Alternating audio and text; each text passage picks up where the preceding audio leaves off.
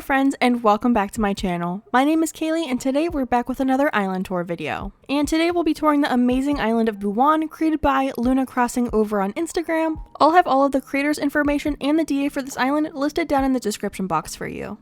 As soon as I saw this DA released on Instagram, I knew I wanted to share it with everyone because it's so unique and I think it turned out amazing.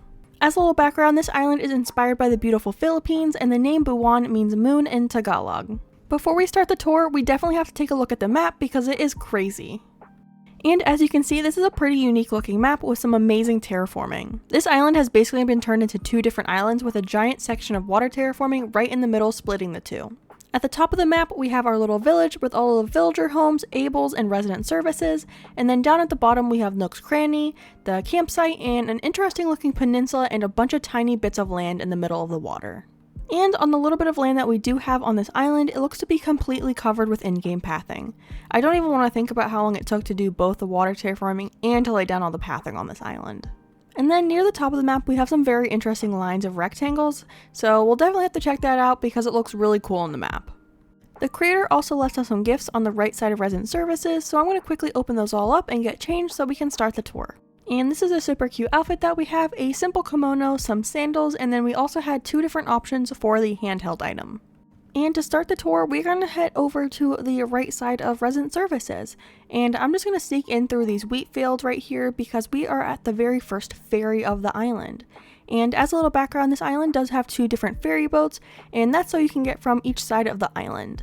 But this boat looks amazing. I love the use of the face cutout standees as the base of the boat, and then we have the cart banner in the front, and that is one of my favorite items in the whole game. And there is a pipe built into the boat, which is how you get from the other ferry boat to the other island, but we won't take that yet because we need to finish this side of the island first. Continuing around resident services, we can see that we are right up against the water, and we can start to see some of the sugarcane fields, which I believe is what is making those little floating rectangles on the map, but we are coming to the back of resident services. And it looks like we have some train tracks, and I think this goes across the whole island. And we also have Benjamin here. He is so cute. I think more people need to have him on their islands because he is adorable. But going behind resident services, we have this little building, and this side looks to be a little library, and I love that they decided to make this an accessible building so we can actually walk through it. And then over on the other side of the building, we have a couple places to sit and eat our little snacks. I like that they used the tokonoma item, hopefully I'm pronouncing that correctly, but the green version looks amazing in this build. And I feel like I don't see it used very often. A lot of times people use the wide display stands or like simple panels to make a building, but this item looks amazing here. I don't know the name of this table item, but I love it in combination with the plastic bench. I never would have thought to use this bench with a table, but it's so smart and I think it looks great here. And I'm just now noticing that all of the in-game pathing that we saw on the map is actually the sand pathing. I love that both of the islands I've toured so far on this channel have both been completely covered in pathing. That was definitely not on purpose, but I think they both did an amazing job of getting across their themes with the use of the pathing. So that's so cool. And look at this little bowl with the covered wagon. I've seen people use the springy ride-on ponies, but I don't think I've ever seen people use the zodiac item for this, but they fit perfectly together. Alright, heading over to our first beach, and it looks like the beaches itself are pretty naturally decorated with just a few flowers and a couple of items. But this section next to the cliff with the palm trees and flowers is super pretty. And then back here we have a cute little sitting area. I love the addition of the snapping turtles. I also love when people use the items from the Sanrio characters, but the hallway item is such a good one from the Sanrio set. It's actually a pretty natural item rather than some of the super bright furniture that usually comes with the Sanrio characters, but it looks amazing here. Alright, going back up through the beach, we are going to go up this incline that is connected to the building that we already went through. And the incline looks so pretty, kind of tucked in with these two palm trees over here. I can already tell I'm going to love this area. We have our first villager house up here. I love the simplicity of all the decor around the house. You can tell that not every tile is taken up by some sort of decoration. It's just simple but still so pretty. It just feels so calming and peaceful. And then we have Adobe's house a little to the left, which again is amazingly decorated with all of the fishing items. But I did see a ladder a little further back, so I am just going to run over there to see what that leads to. I always forget that you can customize those signposts. I always just leave them and forget that you can change them.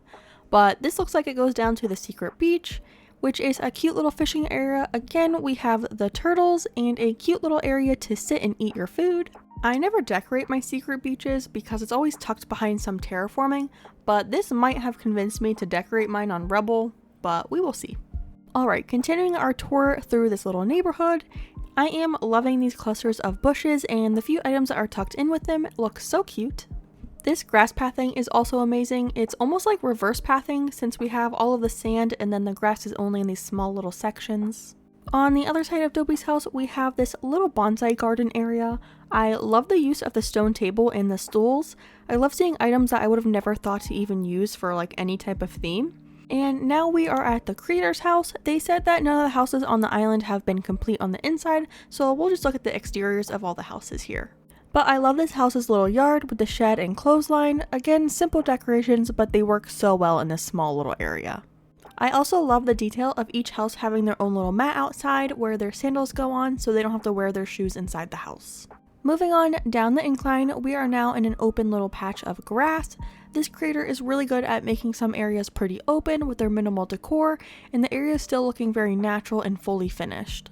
I am definitely taking notes on this style because I have a tendency to try to cover every tile with an object, but having some places left open can be needed and looks great. We are now making our way over to the second little neighborhood area on this island, and this house looks to be like a little gyroid farm. I love that all the gyroids are the same one, but in different color variations. It looks so nice when they all sync up with the same movement. It's so funny. And we have made our way back over to the building that we went through near the beginning of the tour, but I am going to sneak around this way where we have this truck set up selling some vegetables. I definitely can't pronounce the type of barrels that these are, but they are one of my favorite items. I think they were added in the 2.0 update, but I may be wrong, but either way, I think this is a super cute area. But moving on, we are back to the incline, and we have another adorable bull hard at work here. This time we are going to continue to the left and we'll be making our way back to the rest of the neighborhood in a bit. We have that amazing rice field code with the water design here, but I see a pathway to the back of the island that goes out to the ocean, so I want to see what that leads to. And we have another small fishing area. I love the bugs and the fish that come in the cute containers instead of like the normal tanks. It's nice because you can actually decorate with them and they also move around, which is a nice detail for a build. I also like the mix of the retro transportation stops with the simple panels to block off this area. I also really like the plain party lights arch in this area and by the secret beach because it makes it like you're actually supposed to look at these areas instead of just like walking by them because you think it's just a plain rock. So it's a smart way to let your visitors know like, hey, you can come look at this area. And now we've made it over to the Able store, and again, the simple designs with just the reverse pathing is so pretty. And I like that they're actually using the in-game buildings on this island because I like to just hide mine on the beaches and forget about them, but I do love when creators manage to actually work with the in-game buildings because I could never. This island really is decorated from shore to shore. Back here on this rock we have a little boating area next to the water. And then we have another small sitting area over here. I love the festival parasol in this spot. I don't think I've ever seen this item used so well before. Next to the sitting area, we have this fake building. Looks like it's selling some wheat, and the glowing moss jars look really cool here and fit in so well. And then going a little farther to the left, we have this adorable little pig area using the piggy bank item. I also like that they use different variations of the piggy bank rather than just having them all the same color. And again, in this small little spot, we have the plain party lights arch to bring our attention to this area. Now we have a small neighborhood with two of the villager houses. This combination of house exteriors look really nice together, and the creators said they didn't do Happy Home Paradise, so they weren't able to change the house exteriors. These are the ones that just came with the villagers, and that's so impressive because they look so nice together. But over to the left of the houses, we are already at the other beach, and this small area next to the house again is so simply but amazingly decorated. The ladder next to the tree is so cute because it looks like you're about to like pick some coconuts. And ahead of that, looks like we have a small area for boat repairing, where they can repaint and fix some of the boats on the island. Maybe they can also service the two ferries that take you from each of the islands. But heading back over to the right a little bit, we have a small farm, maybe a strawberry farm by the looks of the flowers. But this building caught my attention, and I love when creators make interactive buildings that you can actually climb on top of. and this gives an amazing overlook of the 2 villager houses that we just walked by. And I love this trick with the beach towels where you can match it to the ground of the building and then it looks like you're just chilling on the ground. This rooftop is so cute, but we are going to continue and make our way back over to the right side. I believe we have some more villager houses down this way. This actually looks like a bunch of those small farms like the rice paddies, and I love that these areas are so open with a few items on the sides, but it's really the codes doing the heavy work for these areas and they look amazing. Now we have another farm area, this time with some potatoes, and looks like next to that we have a small spot to sell some pottery, and I cannot get over how cute that little drop bell is on the stool. That is absolutely adorable. But these small farms are so cute, and I use a lot of the codes from the creator that made these small water codes actually, and the code for the rice paddies is absolutely amazing. The talent of some people is astonishing. But let's continue down to these villager homes. Again, I can already tell that these houses are going to look amazing next to each other since they have the same pinkish straw roofs. And these houses are actually right behind the train tracks, so it does look like they extend from one side of the island to the other. Another thing I love about this island is that each house here has a small little yard that is amazingly decorated. This one on the right looks like a small coconut farm, and they are using the bathtub with yuzu, and it looks perfect in this spot. I have always wanted to use this item, but I feel like it never fits in, but I love it here. And again, we have the ladder with the coconut tree, which I just think is adorable. And this middle house has a small yard, but I love the trash area and all the items used on the right side, and I like the combination of the blue bike with the blue bottles and the blue shades of the windows. It ties the whole house together. Now we are on to the next house, and I do see the incline in the front, but we will come back to that in a minute. But this house has another small fruit farm with some oranges. I love the flimsy nets being used as decor as well on this island. I also like the orange bike and the yellow scooter outside. It just brings in that citrusy feeling. And we are going to continue on to the left, and we are outside of the building that we had just climbed on top of a little bit ago, and it looks like a small convenience store of some kind. I do love the use of the store shelves with the little cans. And then we have the last villager house on this side of the island, and I am obsessed with how this looks. It looks like it was just sold. Having an open plot as part of the decoration is so smart. And I love the construction items around it to look like they're actually in the process of building the house. And it doesn't look like we can get to the beach, but I stole a little sneak peek and it looks like some fishing items mixed in with all the coconut trees.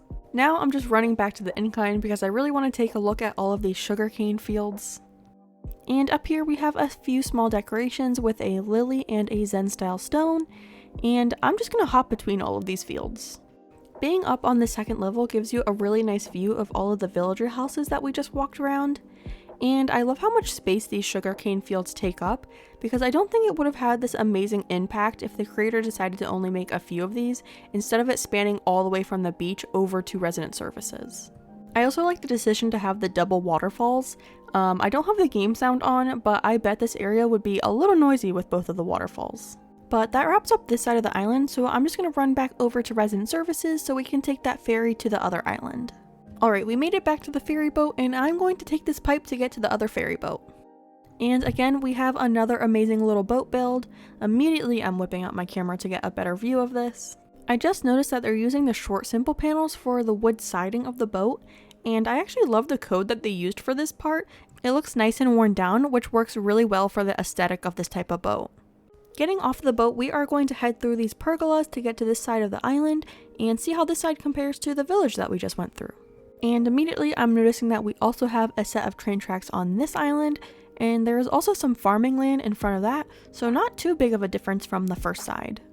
We do, however, have this big fake building here, and it looks like it could be the train station. There is a schedule and also a little map down at the bottom. I always love looking at how other people make fake buildings because I never would have thought to put the simple panels at the top of the building like that, but it looks so good. Continuing on to the left, we have another building, and I'm pretty sure this is supposed to be the Gyroid Museum.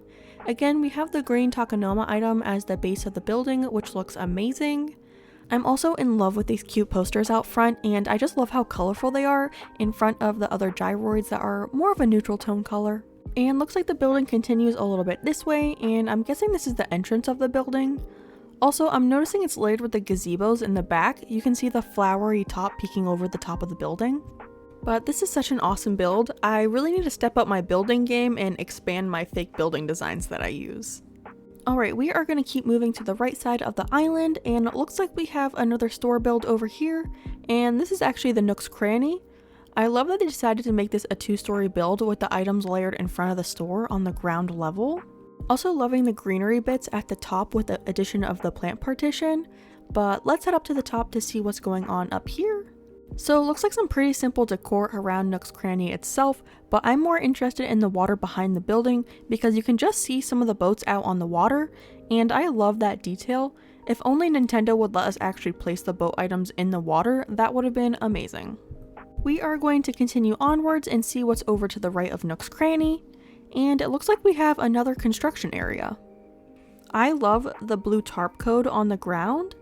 And I feel like this island has had a lot of oranges and yellows with some blue sprinkled in, but this area is so heavily blue with the tarps. Even the toolbox and the stacked bottle crates in the background are blue. It's a nice contrast to the natural and rural feeling of the island. And I'm just going to sneak around to the front of this area, but I love this spot. I've actually been thinking of adding a construction spot to Inkblot, and I'm going to take a lot of inspiration from this island for that area. And out front looks like a small eating area for the construction workers. And I'm actually going to head down to the beach because it does look like we have some more buildings going on down here. Alright, we do have 2 more buildings, and these seem to be little fishing shacks. And this one on the right seems more like a small beachside convenience store with the addition of the store shelves, but maybe they also sell fish because they have the carp and the scale as well. But the rest of the beach looks pretty simple with just some palm trees, so I am going to head back to the train station so we can continue the tour to the left side, and that's where it starts to get a little bit interesting. Alright, we are back at the train station, and I actually didn't realize this the first time around, but this is actually the airport entrance. But we are going to continue to the left side of the island, and again we have the ferry boat that brought us to the side of the island, but now we can get a little bit of a better view of it. The creator also mentioned their ferry boat design was inspired by another creator, so I'll have their tag on the screen for you to check them out as well. And we have the last villager house down here, so I'm going to go check it out on the beach. And this house fits so perfectly here. I don't know if it was intended to keep Coco's house on the beach, or if they just ran out of space in the village so they had to leave it on the beach. But Coco's house does give off a beach house vibe, so I think it works really well here. And I'm loving all of the wheat fields used as like that long overgrown grass that you get on beaches.